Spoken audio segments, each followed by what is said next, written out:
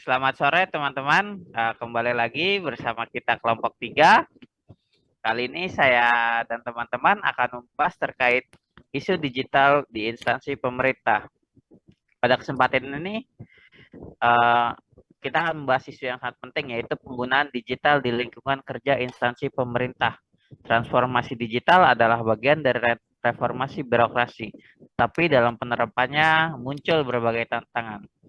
Hadir ini 4 narasumber dengan fokus isu yang berbeda. Peserta A yaitu Teh Aina yang akan membahas terkait literasi digital ASN. Peserta B yaitu Kang Banyu yang akan menyorot tentang keamanan data dan privasi.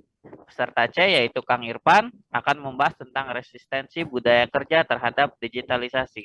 Peserta D yaitu Teh Dera mengangkat isu infrastruktur digital pemerintah. Mari kita mulai dengan pernyataan awal masing-masing.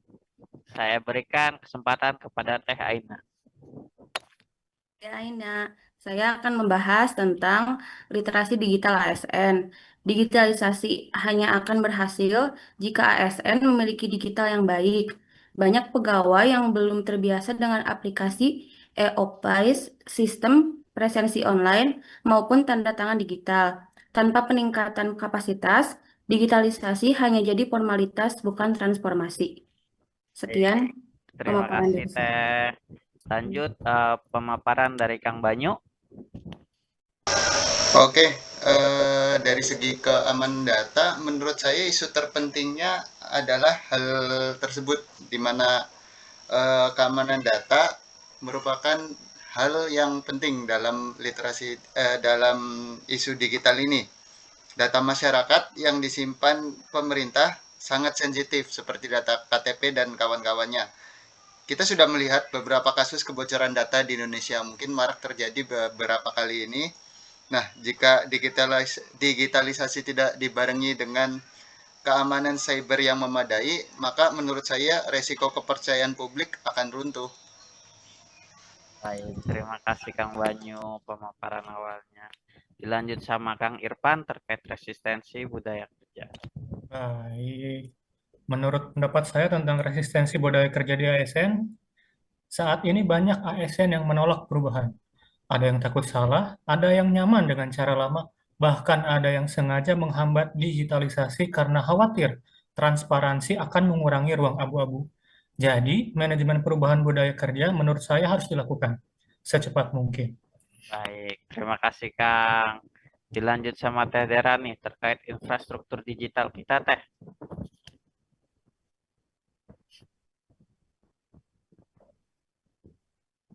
Mic-nya belum on, Teh. Ya, mic-nya Teh, maaf.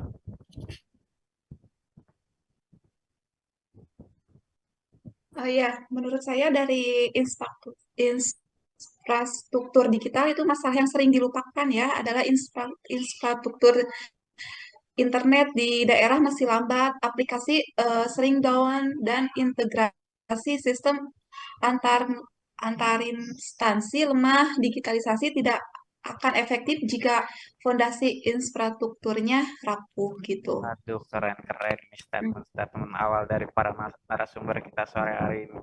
Jadi kita langsung ngajak ke debat putaran pertama. Terima kasih atas pemaparannya. Bagaimana kita menanggapi bahwa tanpa infrastruktur literasi digital pun tidak bisa berjalan. Kira-kira begitu. Gimana? Ada tanggapan dari Teh atau Akang-Akang? Eh, Menurut saya, infrastruktur penting, tetapi faktanya banyak ASN yang sudah memiliki fasilitas tetapi tidak bisa memanfaatkannya. Jadi, literasi tetap prioritas.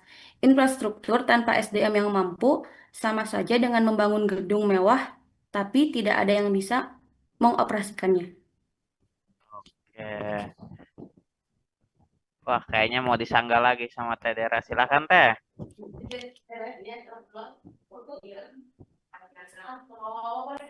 Mic-nya Teh, maaf.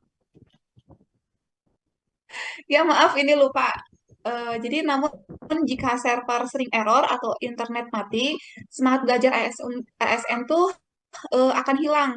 Jadi infrastruktur harus ditingkatkan dulu agar orang merasa nyaman menggunakan sistem digital gitu. Kalau misalkan internetnya, jaringannya jelek, ya susah mau ngerjain apa-apa gitu. Baik, jadi ada dua pemahaman nih. Kita harus perbaiki SDM-nya dulu atau infrastruktur dulu. Gimana nih kalau pendapat dari Kang Banyu sendiri? Eh, kalau dari saya sih melihatnya kedua hal tersebut penting ya, baik dari literasi ataupun dari infrastruktur. Tapi dalam hal ini keamanan datanya menjadi hal yang lebih fundamental. Percuma sih kita melatih ASN dan memperbaiki server atau infrastrukturnya kalau sistemnya mudah dihack atau mudah diretas. Nah, kalau sistemnya mudah dihack atau mudah diretas, menurut saya kepercayaan publik akan hilang dengan adanya kebocoran data. Oh, baik, terima kasih Kang Banyu. Ini memang sudah marak terjadi ya. Apalagi sempat kasus Biorka tuh yang terkenal. Betul, Biarkah, betul. biarkah. Oke, mungkin ada tanggapan lain nih dari Kang Ajis terkait permasalahan ini. Kang Aji siapa, Kang? Maaf, Kang Irfan. Wah, banyak masalah sepertinya moderator kita satu ini. Belum sarapan kayaknya. Siap, Kang. Maklum dasar. Oh iya, siap, siap.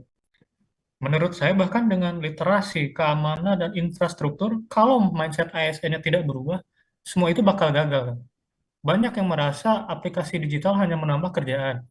Jadi perlu perubahan budaya kerja itu dan kepemimpinan yang memberi teladan. Insya Allah semuanya akan berubah, Kang. Baik, keren-keren. Jadi Kang Irfan ini ada di kubunya Teh Aina kurang lebih gimana SDM kita itu harus Betul, Kang. dikembangkan kepemimpinannya. Dan Kang Bayu ini ada di kubu Tedera kayaknya nih. Oke, baik. Sekarang kita lanjut ke bagian kedua. Mungkin kita akan lanjut terkait contoh nyata nih dari Kang Irfan, pernyataan Kang Irfan tadi. Silahkan Kang. Boleh, siap, siap.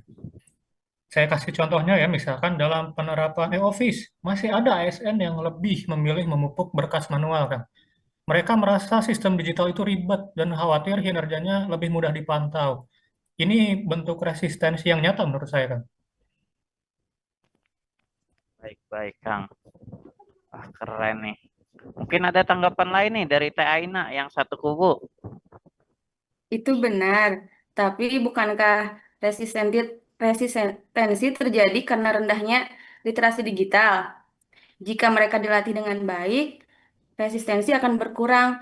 Jadi solusinya tetap pada penguatan literasi.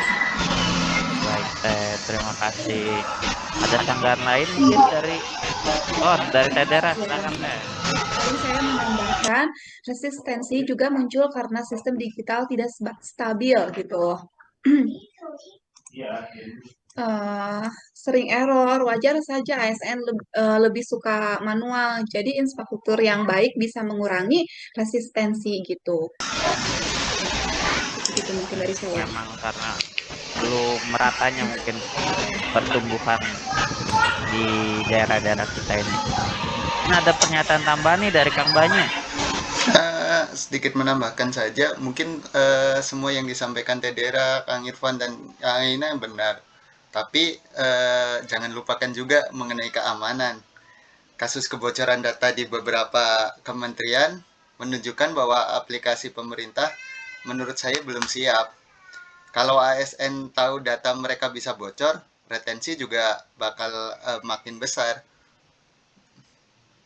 Baik, jadi kita bisa lihat nih dari keempat isu yang saling terkait, literasi, infrastruktur, keamanan, dan budaya kerja semuanya punya kontribusi terhadap keberhasilan digitalisasi. Jadi saya pengen minta closing statement nih dari masing-masing. Apa sih closing statement kita pada sore hari ini? Silahkan dari Teh Aina dulu.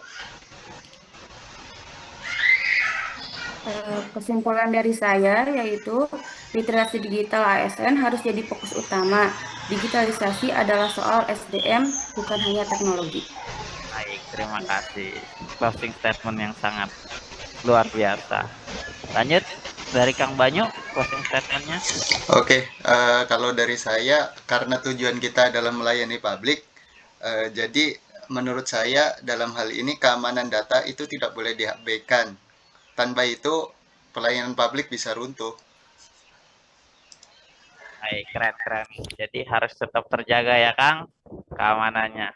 Lanjut, Neng. Closing statement dari Kang Irfan.